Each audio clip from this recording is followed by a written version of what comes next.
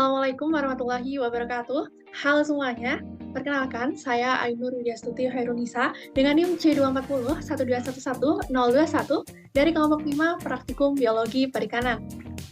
Pada kesempatan kali ini saya akan membahas mengenai materi praktikum bioper minggu ketiga, yaitu tentang tingkat kematangan gonad atau TKG dan fekunditas telur. Nah, selanjutnya apa sih itu tingkat kematangan gonad atau TKG?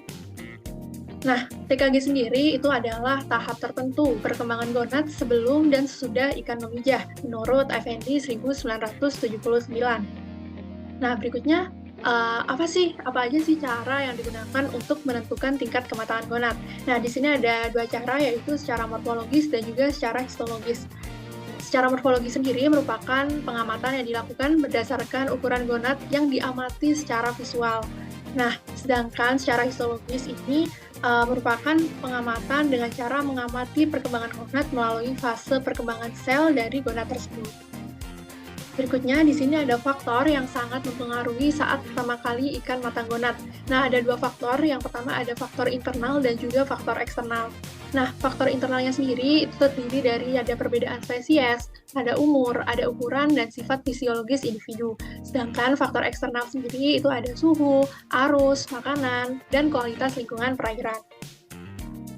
Baik, nah dalam menghitung TKG sendiri itu kan yang dihitung adalah perubahan yang terjadi pada gonad ikan setiap kematangan. Nah, parameter yang digunakan ini adalah IKG atau indeks kematangan gonad.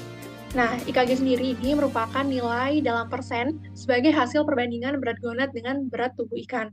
Nah, pertumbuhan IKG ini akan sama atau proporsional dengan TKG. Nah, IKG sendiri ini akan terjadi secara maksimal atau nilainya maksimal itu ketika saat terjadi pemijahan.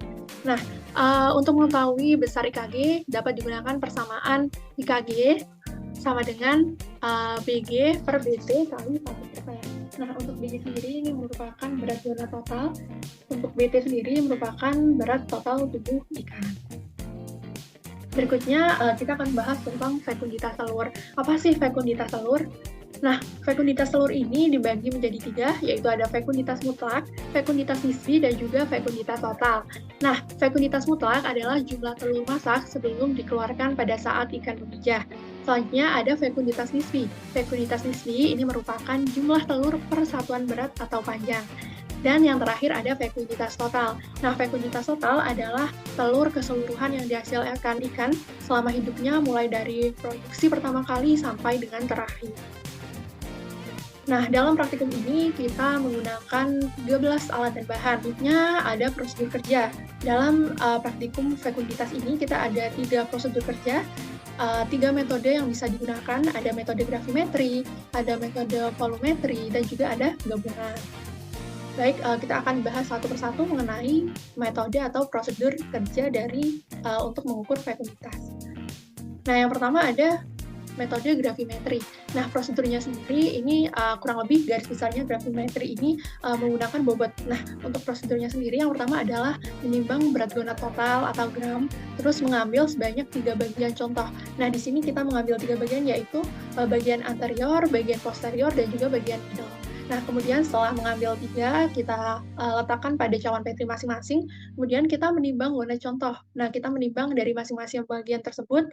Nah, setelah kita menemukan berat contohnya, kemudian kita menghitung satu persatu dari 3 bagian itu jumlah telurnya. Nah, kemudian setelah dihitung, kita masukkan hasil perhitungan kita ke sheet yang telah disediakan.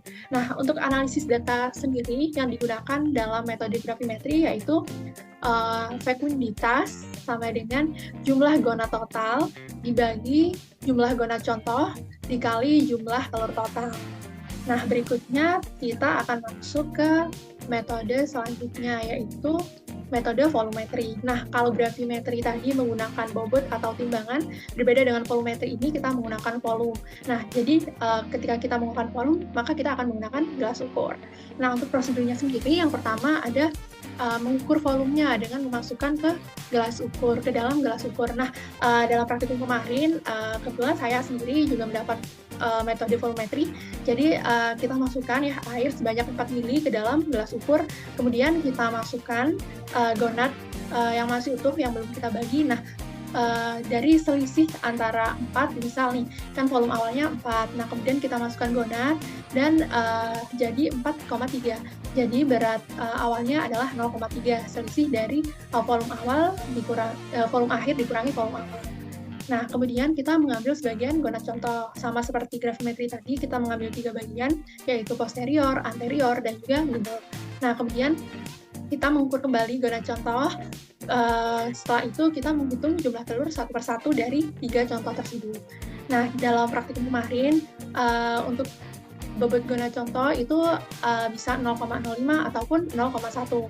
Nah, analisis data yang digunakan dalam metode volumetri ini adalah F, fekuiditas, ini adalah volume gonad total dibagi volume gonad contoh dikali jumlah telur. Nah, baik, selanjutnya itu ada metode gabungan. Nah, dalam metode gabungan sendiri ini menggabungkan 2 prosedur atau 2 metode kerja dari gravimetri dan juga volumetri. Nah, ini prosedurnya yang pertama, menimbang berat total gonad yang sudah matang, selanjutnya dihitung, kemudian mengambil 3 bagian telur contoh, posterior, anterior, dan middle, secara acak dari satu gonad yang akan diambil, kemudian menimbang seluruh gonad contoh tersebut, kemudian langkah selanjutnya yaitu menghitung volume gonad contoh, kemudian mengencerkan gonad contoh hingga 10 atau 15 cc dan mengambil sebanyak 1 cc dengan menggunakan pipet. Nah, kemudian menghitung telur yang ada pada 1 cc tersebut. Nah, untuk analisis data dalam metode gabungan sendiri itu F sama dengan Y, ini adalah jumlah berat total, V volume total, dan juga X ini adalah jumlah total telur yang dihitung, kemudian Q adalah jumlah berat contohnya gitu. Nah, sekian micro teaching yang bisa saya sampaikan. Terima kasih sudah menonton dan see you!